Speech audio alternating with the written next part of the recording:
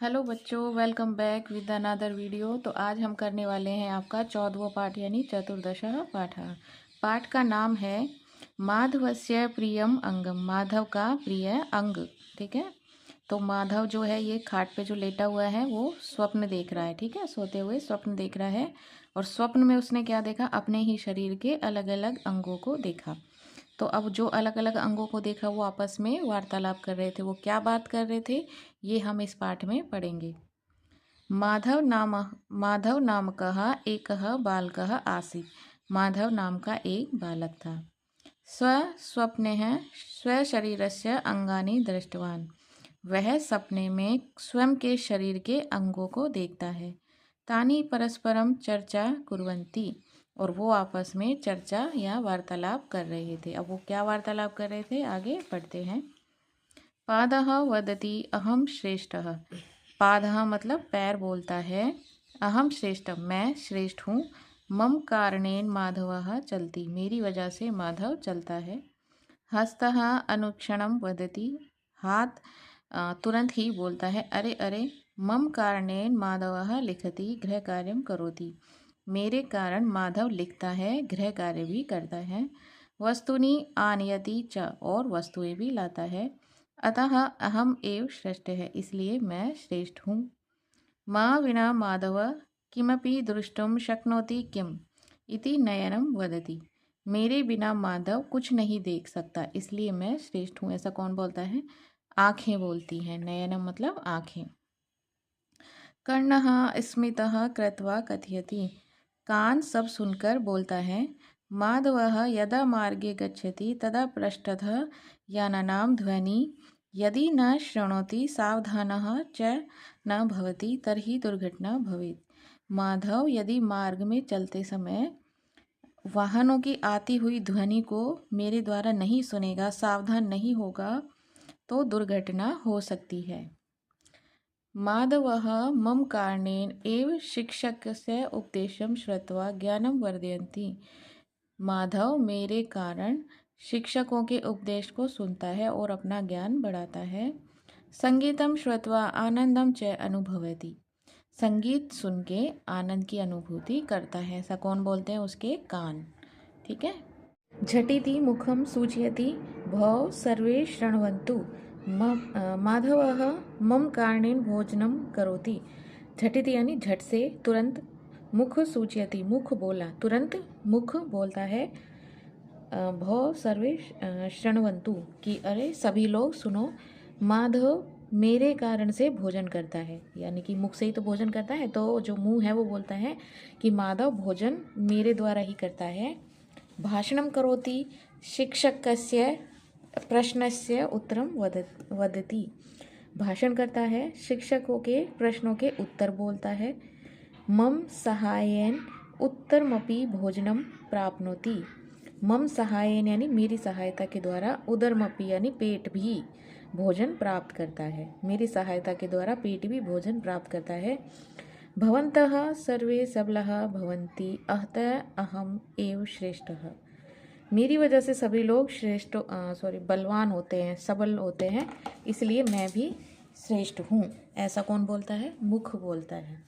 ठीक है। अब सभी लोगों की बातें जो उदर है, जो हमारा पेट है, वो चुपचाप सुन रहा था, तो वो बोलता है उदरम सूचयति भवतु भवतु कोलाहलम न कुर्वन्तु। तो उदर बोलता है, जो पेट है वो बोलता है अरे भवतु भवतु, सुनो सुनो, कोलाहल न कुर्वन्तु, शोर मत मचाओ। ठीक है। कोलाहल मतलब होता है शोर मत मचाओ। वयम सर्वे माधवम एवं पृच्छाम क्या श्रेष्ठम इति। हम सभी माधव के पास चलते हैं। पृच्छाम यानी पूछते हैं, माधव के पास पूछते हैं का श्रेष्ठम इति, कौन श्रेष्ठ है। माधव विचार्यति बोधयति च, माधव विचार करता है फिर बोलता है। मम शरीरस्य सर्वाणि अंगानि मम कृते उपकारकाणि सन्ति। मेरे शरीर के सभी अंग मेरे लिए उपकार करते हैं या उपकार का काम करते हैं, अच्छा काम करते हैं। अहम नयनाभ्याम पश्यामि, मैं नयनों से यानी आँखों से देखता हूँ। कर्णाभ्याम श्रोणोमि, कानों से सुनता हूँ। मुखेन भाषणम करोमि, मुख से भाषण करता हूँ। भोजनम करोमि च, और भोजन भी करता हूँ। उदरेण पाचनात् शक्ति प्राप्नोमि। उदरेण मतलब पेट से पाचन की शक्ति प्राप्त करता हूँ। पादाभ्याम च चलामि और पैरों से चलता हूँ। अतः भवन्तः सर्वे अपि श्रेष्ठः, इसीलिए सभी श्रेष्ठ हैं। भवन्तः सर्वेपि मम प्रियः, इसीलिए सभी अंग मेरे प्रिय हैं, है ना। क्योंकि अगर अपने शरीर का कोई भी अंग खराब हो जाए या कुछ तकलीफ आ जाए तो हमें परेशानी होती है कि नहीं होती। जैसे आपके दांतों में दर्द हो जाए, है ना, तो खाना चबाने में परेशानी होती है। कान खराब हो जाए तो सुनने में परेशानी होती है। इसलिए शरीर के सभी अंग जरूरी होते हैं और माधव को भी उसके शरीर के सारे अंग प्रिय हैं। तो बच्चों, आपका ये पाठ तो हो गया है पूरा। अब चलते हैं प्रश्नोत्तर की तरफ। तो यहाँ तो आपके वयम शब्दानार्थम जानीम वही है जो अभी तक हम करते आ रहे हैं। आगे चलते हैं। यहाँ है, देखो आपका अभ्यास कार्य दिया हुआ है। तो पहला प्रश्न जो है, चित्रम दृष्टवा अंगस्य नाम लिखन्तु। चित्रों को देख के अंगों के नाम आपको लिखने हैं। तो क्या में दिया हुआ है, आपके आँख दी हुई है। तो आँख को संस्कृत में क्या बोलते हैं, नयनम। तो हमने लिख दिया है नयनम। खा में दिया हुआ है आपका पेट। तो पेट को संस्कृत में बोलते हैं उदरम। तो यहाँ पे लिख दिया है। यहाँ पे आपका पैर दिया हुआ है। तो पैर को संस्कृत में बोलते हैं पादः। घा में देखो आपका भुजा दी हुई। तो भुजा को संस्कृत में बोलते हैं कुर्परः। और यहाँ पे आपका कान दिया और कान को बोलते हैं कर्णः। ये हो गया प्रश्न नंबर 2। कोष्ठकातः समुचितम क्रियापदम चित्वा उदाहरण अनुसारम अंगस्य कार्य लिखन्तु। कोष्ठक में कुछ शब्द दिए गए हैं, ठीक है। तो उनको देख के उनके कार्यों के अनुसार आपको सही शब्द इसमें भरना है। अब देखो, नयनम उदाहरण दिया गया है। नयनम, नयनम क्या कार्य करते हैं आपके, देखने का। तो देखने को संस्कृत में बोलते हैं पश्यति, ठीक है। अब का देखिए, मुखम, मुखम जो मुख होता है आपका, कौन सा कार्य करता है, चलने का, हंसने का या बोलने का। बताओ, मुख क्या कार्य करता है, बोलने का करता है। तो क्या लिखेंगे, वदति। पाद, पाद यानी पैर। पैर आपके क्या काम करते हैं, लिखते हैं, चलते हैं या फिर देखते हैं। पैर क्या काम करते हैं भाई, चलते हैं ना। तो इसमें भरेंगे चलती, ठीक है। गा में देखिए कर्ण, कर्ण मतलब कान। कान क्या काम करते हैं आपके, हंसते हैं, बोलते हैं या सुनते हैं। तो क्या आ जाएगा, शृणोति यानी सुनते हैं। नासिका, नासिका क्या काम करते हैं, सूंघने का काम करती है। तो यहाँ लिख देंगे आघ्राणम करोति। क्योंकि ना तो नाचते हैं ना दौड़ते हैं। नाक जो है, नाक से आप डांस कर सकते हो या दौड़ सकते हो, सिर्फ सूंघने का काम करती है ना। तो यहाँ लिख देंगे आघ्राणम करोति। अगला दिया हुआ है नाम में जिह्वा। जिह्वा यानी जीभ। अब जीभ से आप क्या कर सकते हो, धावनम करोति, दौड़ सकते हो क्या जीभ से। आस्वादनम करोति यानी स्वाद चखना। पश्यति मतलब देखना। जीभ से देख सकते हो क्या, नहीं देख सकते ना। तो सही उत्तर में क्या भर देंगे, चखना, यानी स्वाद को चखने का काम करती है। नंबर 3, कोष्ठकातः समुचितां संख्यां चित्वा रिक्त स्थानम पूरयन्तु। कोष्ठकों में से समुचित संख्या चुन करके आपको रिक्त स्थान की पूर्ति करनी है। का देखिए, मम खालिस्तान शिरः अस्ति, यानी शिरः मतलब सिर, सर आपका है ना, खोपड़ी आपकी। तो इसमें पूछा गया मेरे सिर है, कितने हैं, एक है। अनेकम यानी अनेक है। चत्वारि यानी 4 हैं। तो इसमें क्या भरोगे भाई, बताओ किस किस के सिर कितने हैं। जिसके एक हो वो एक भर देना, जिसके 4 हो वो 4 भर देना, ठीक है। मजाक कर रही हूँ। इसमें आएगा एकम, यानी एक ही होता है सिर सबके। रावण के थे 10 सिर, है ना। तो यहाँ पे क्या लिखना है, एकम, मेरे एक सिर है। खा देखिए, मम पादव स्तः। पादव मतलब पैर। कितने पैर होते हैं भाई इंसानों के, 2 ही होते हैं, 3 तो नहीं होते। 3 और 5, त्रय मतलब 3, पंच मतलब 5। तो कितने होते हैं, 2 ही होते हैं। तो क्या भरोगे, 2 ही भरोगे। गा देखिए, मम केशः सन्ति, कि मेरे बाल हैं। कितने बाल हैं भाई, 10 बाल है, 8 बाल हैं। बताओ किस किस के सर में 10 और 8 बाल नहीं होंगे ना। बहव मतलब होता है अनेकों, बहुत सारे, अनगिनत, ठीक है। तो क्या भरोगे, बहव, मेरे सर में बहुत सारे बाल हैं। तो क्या आ जाएगा, बहव। मम दंतः सन्ति, कितने दांत होते हैं बताओ, मेरे कितने दांत हैं। सब अपने अपने दांत गिनो और इसमें भरना है। चत्वारः मतलब 4 दांत है। अष्टविंशति मतलब 28 दांत है। और त्रयत्रिंशत् मतलब 32 दांत है। तो जिसके 28 है वो 28 भर दो, जनरली पूछ रहा है ना वो। तो आएगा त्रांशिता यानी 32 दांत। जनरली सबके कितने मुंह दांत कितने होते हैं, 32 दांत। मम हस्तयो अंगुल्यः सन्ति, मेरे हाथ में अंगुलियां हैं। कितनी हैं, 8, 10 और पंचदश यानी 15। कितनी अंगुलियां होती है, तो इसमें आ जाएगा 10। 10 उंगलियां होती है ना भाई, दोनों हाथों में 10 उंगलियां। तो सही उत्तर आ जाएगा 10। ठीक है, अगला प्रश्न देखिए, प्रश्न नंबर 4। कोष्ठकात् समुचितं क्रियापदं चित्वा उदाहरणानुसारं शरीरंगस्य नाम लिखन्तु। कोष्ठक में आपके क्रियापद दिए हुए हैं, उनमें से उचित क्रियापद को छांट करके रिक्त स्थान की पूर्ति करनी है। उदाहरण भी दिया हुआ है, पश्यति। पश्यति मतलब होता है देखना। अब देखने का काम कौन करता है, बताओ बताओ। नयन करते हैं ना, आपके जो दोनों आंखें हैं सुंदर सुंदर, वही काम करती है देखने का, तो खाली स्थान में भरा गया है नयनम। का देखिए श्रृणोति। अब श्रृणोति का मतलब होता है सुनना।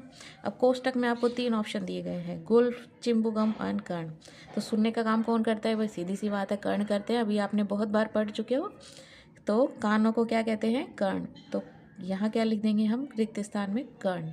ये जो है कर्ण, ये आपको रिक्त स्थान में भर देना है।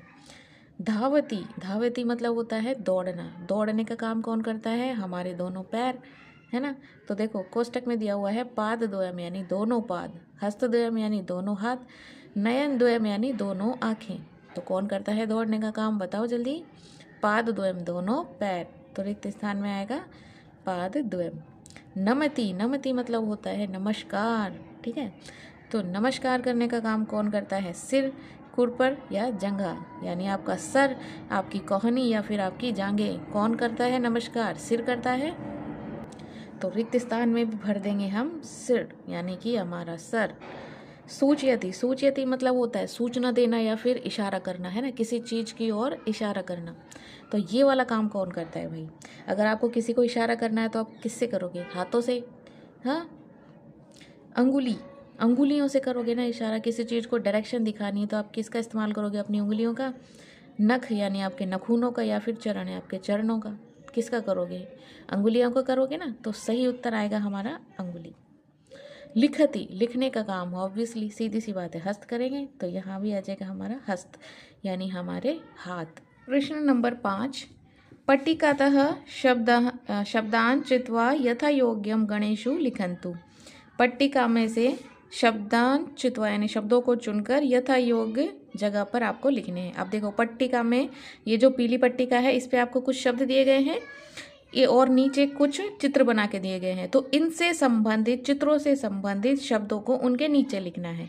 अब जैसे यहाँ पे चेहरे का चित्र दिया हुआ है, तो चेहरे से संबंधित शब्दों को हमें इस पट्टिका में से चुनना है और यहाँ पे लिखना है। तो मैंने लिख दिए हैं, जैसे नासिका, चिबुकम, कपोल, ललाटम, नयनम, ये सभी शब्द जो हैं वो चेहरे से संबंध रखते हैं। अब यहाँ पे आपको देखो हाथ, कोहनी, उंगलियां, भुजा, ये सब दिख रही है, तो इससे संबंधित जो भी शब्द है वो आपको यहाँ लिखने हैं।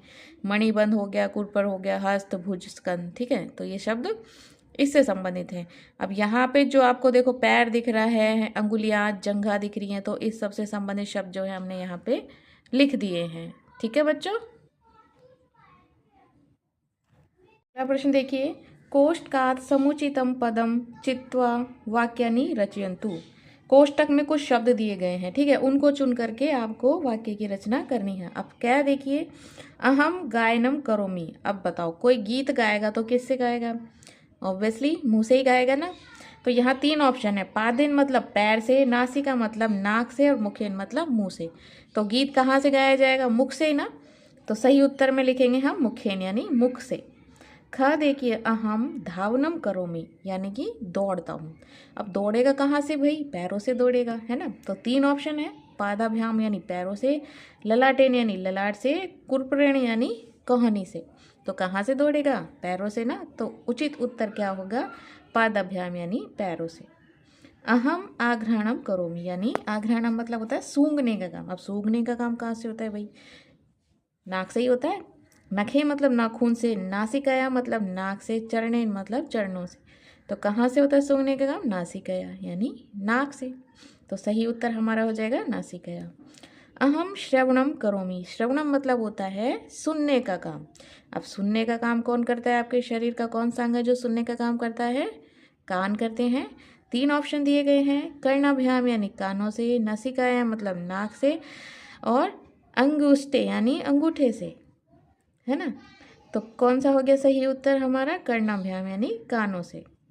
अहम भोजनम करोमि। अब भोजन कहाँ से करते हो भाई, मुख से ही करोगे, ना तो पाद से ना नासिक से।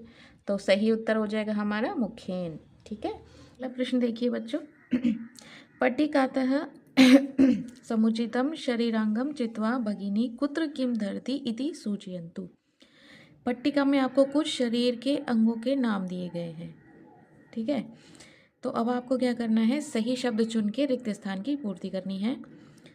भगिनी पादुकाद्वयम धरती। अब पादुकाद्वयम मतलब होता है चप्पलें, ठीक है। तो जो बहन है वो चप्पलों को कहाँ धारण करती है, तो पैरों में। तो रिक्त स्थान में भरेंगे पादयो यानी पैरों में।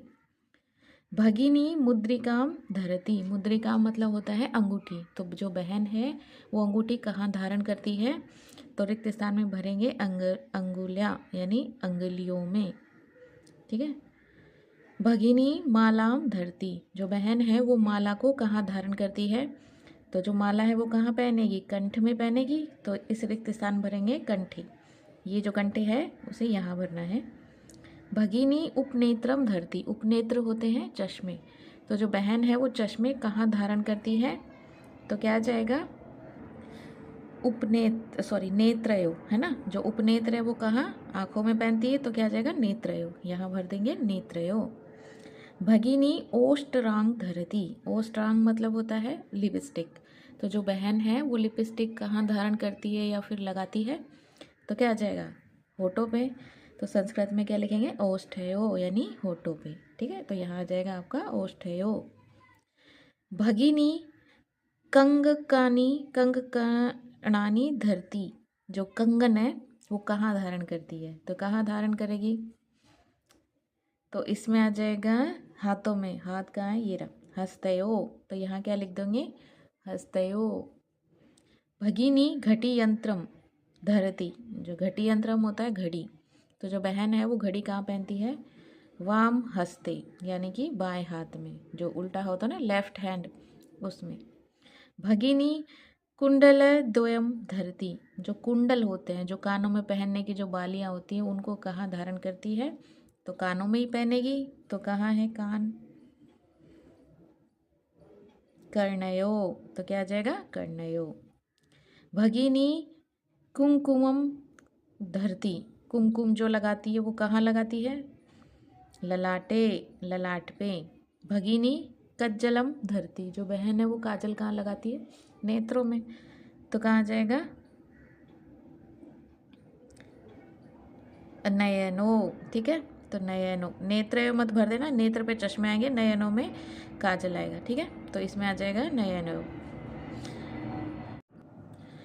अगले प्रश्न में क्या करना है, वाक्यम शुद्धम अशुद्धम व इति सूचयतु। शुद्ध और अशुद्ध का देख के सही उत्तर देना है हमें, ठीक है, कि कौन सा शुद्ध है और कौन सा नहीं है। का देखिए, अहम कर्णाभ्याम भोजनम करोमि। मैं कानों से भोजन करता हूँ। तो आप लोग भी कानों से भोजन करते हो क्या, नहीं होता ना कानों से भोजन, मुंह से होता है। तो ये वाक्य क्या है आपका, अशुद्ध है। तो इसमें क्या आ जाएगा आपका अशुद्ध। अहम नासिका द्वारा श्वासम स्वीकरोमि।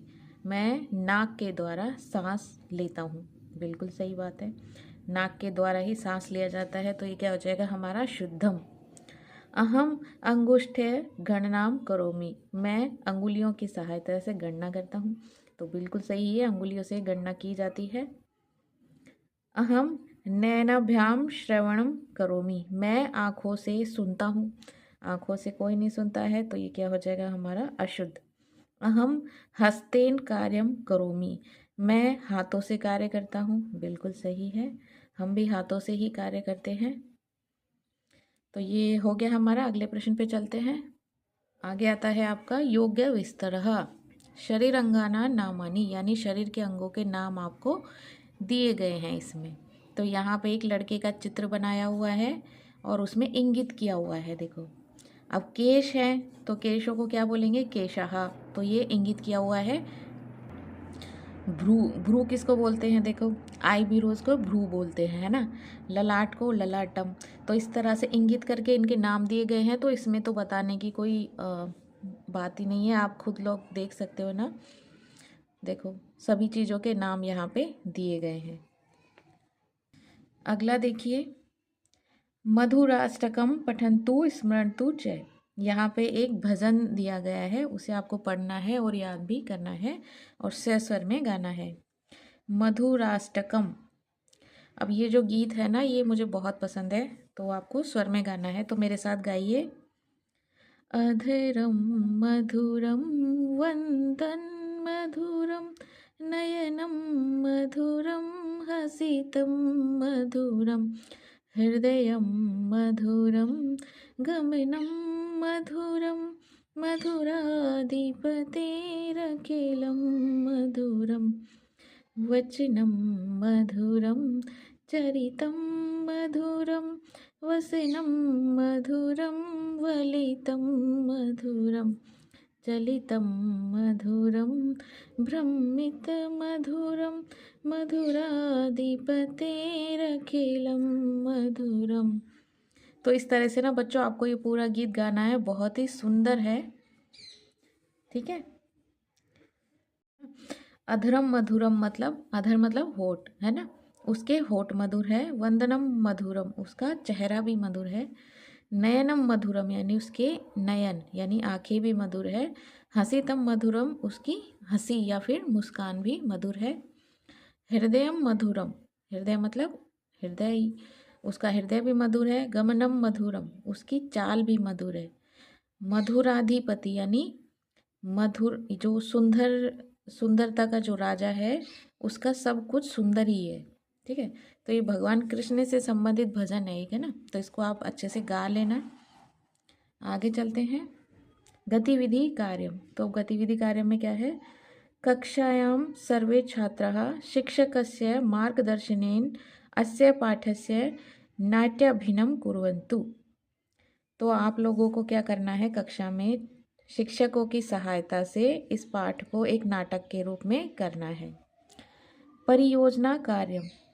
योग्यता विस्तर भागे विद्यमानं चित्रं स्कोर पत्रे रचयिता अंगानां नामानि लिखन्तु। विद्यमान चित्र को स्कोर पत्र पे बनाना है और उसके अंगों के नाम आपको लिखने हैं। तो ये पाठ हो गया आपका पूरा। बाकी भजन को ज़रूर याद करना है ना, बहुत सुंदर भजन है। मिलते हैं अगले वीडियो में अगले पाठ के साथ। तब तक के लिए बच्चे लोग अच्छे से पढ़ाई करते रहना।